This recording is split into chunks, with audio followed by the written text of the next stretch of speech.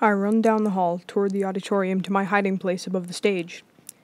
Just in time, I realize I'm leaving wet footprints behind me. The pond water is squishing out of my sneakers, leaving a trail. I duck into the boys' room where I take off my wet sneakers, my wet clothes, and quickly dry off with paper towels. Then I wad up more paper towels, rush back into the hallway, and do my best to dry the footprints, pushing the towels around with my feet. I run back to my hiding place, dressed only in my underwear, clothes bunched in my arms. Just as I'm scrambling up to the platform above the stage, the sound of a door forced open echoes down a long hallway. There are low murmurs, voices I can't make out. Abruptly, the alarm is silenced, leaving my ears ringing as I huddle in a ball, shivering. I'm terrified that I left footprints leading to my hiding place. Sure, they'll hear my heavy breathing and the jackhammer of my heart. Disembodied voices and footsteps echo through the school. Approaching closer. Too afraid to peer down into the auditorium space, I try to slow my breaths. 2 men are here. I hear their voices.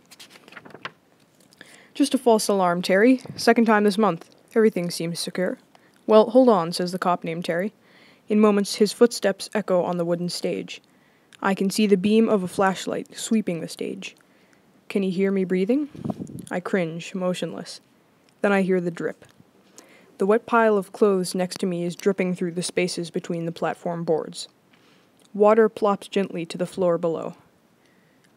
Eyes shut tight, I wait for the officer to shout orders at me or climb up to get me, handcuffs ready to snap on my wrists. Terry, come on, there's nothing here. There's a little water here on the floor, the cop says. I imagine the flashlight examining the puddle, then sense its beam sweeping up to my hiding place, above his head. I hold my breath. Just a leak, he murmurs. Then louder, he says, Okay, Jim, let's go. Everything checks out. I'm still holding my breath as I follow the sound of their footsteps on the hollow stage, and then disappearing down the hall. Finally, I let the air out of my lungs with a low hiss, but I'm still too terrified to move. I stay there for a long time to reassure myself they're really gone, until my trembling knees and elbows make knocking sounds on the wood. Still dressed only in my underwear, I go into the boys' locker room and start a shower. Let the room fill with steam and stand motionless under the hot water until the cold leaches out of my body. I put on dry clothes from the lost and found. A striped shirt missing a button, baggy jeans, and sneakers about a half size too big. I focus on these tasks, even though my entire body hums with restlessness. All I can think about now is my sister in danger. Blonde hair, pink sneaker, and too much blood. Big eyes so scared. If I thought it would help, I'd be sprinting down the streets of Concord now to get her. But that would accomplish nothing. First, I don't know how to find her. Second, my body is weak, exhausted, depleted. I can hardly even think. Only one true, clear thought slices through my exhaustion. I have to find out who I am, so I can figure out how to get to her. This is not about me anymore. Even the beast can't keep me from her or prevent me from remembering more. I won't let it. For now, though, my mind and body are numb. Just need to get warm. Just need to rest. Build up my strength so I can focus on finding her. Using Sophie's keys, I let myself in the nurse's office to put fresh bandages on my side. It hurts more than before, and now there's yellow pus oozing out of the cut. The red skin around the cut is hot, and my face feels hot too.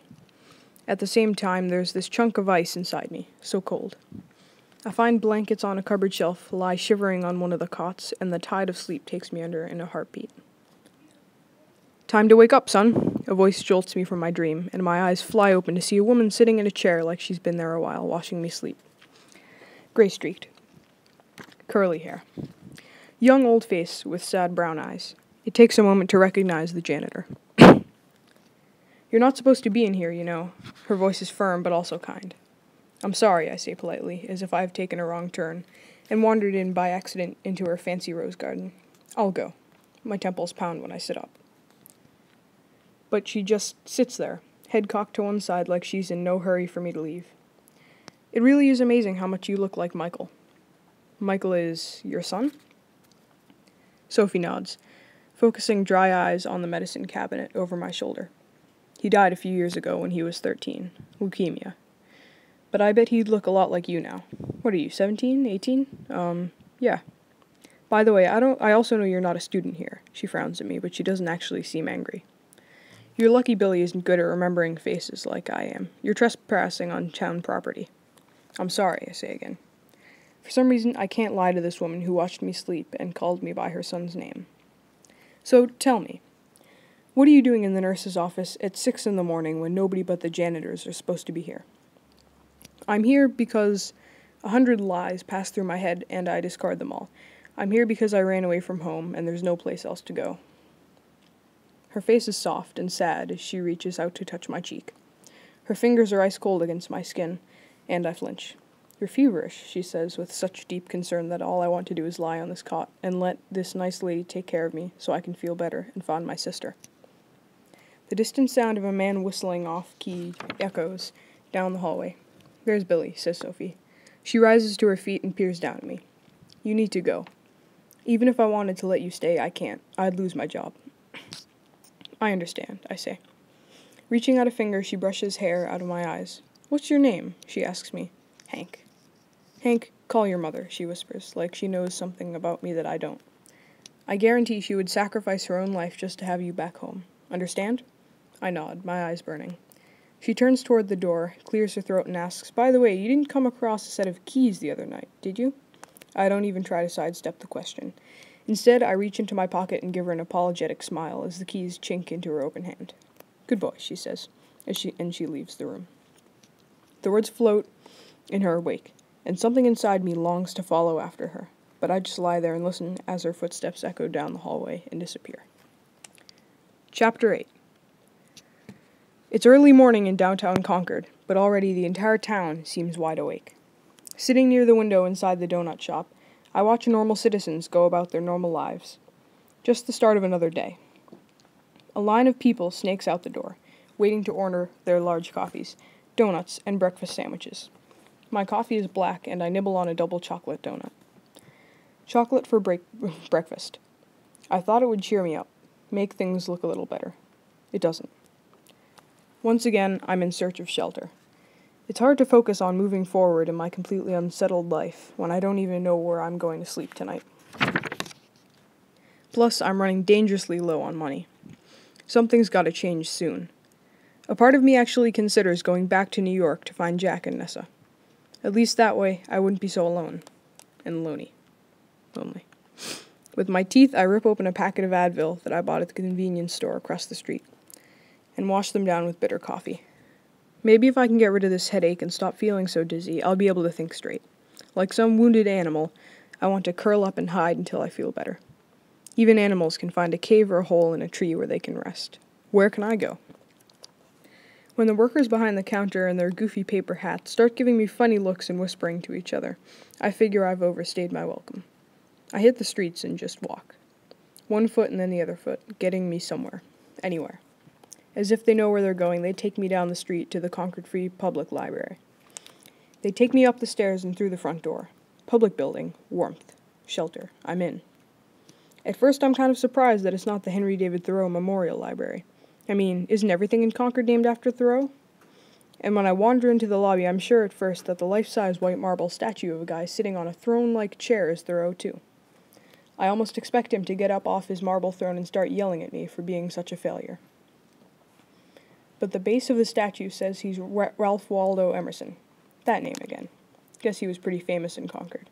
One of Thoreau's buddies, maybe. Whatever. My head hurts. Hank? At first I think I've imagined someone saying my name.